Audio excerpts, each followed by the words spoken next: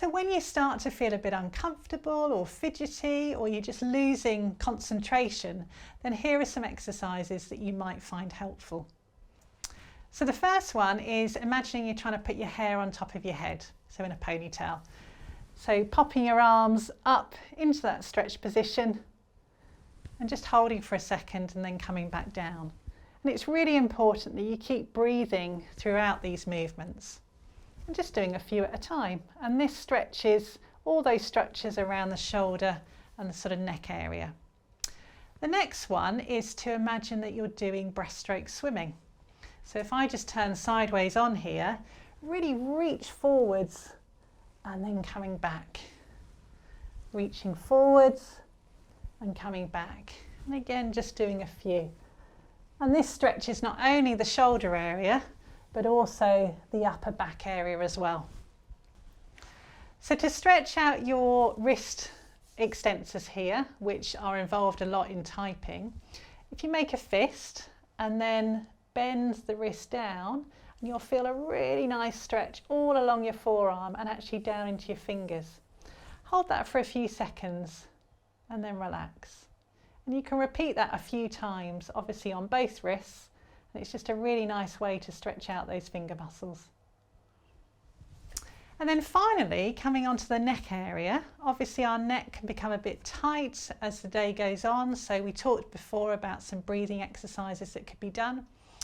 But also you can do some neck stretches too. So the first exercise to do would actually be to look over your shoulder in one direction and hold for a few seconds.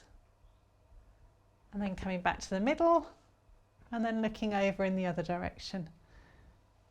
You should just feel a nice stretch along those shoulder and neck muscles.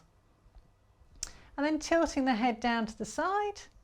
Again, you should feel a nice stretch all the way along that sort of neck and shoulder area. And then coming back up and then down in the other direction and coming back up. And then a bit of a funny one here, you look a little bit like a chicken, but tucking your chin in to make a double chin and then coming back. And again, just repeating that a few times. It stretches that neck along the back, which takes away from the positions that you're often in during the day when you're typing, which is this position here. And then what's nice is to add a little bit of rotation to your spine. So if you place your right hand on your left knee and then your left hand behind you, and then rotate as if you're trying to chat to a colleague behind you.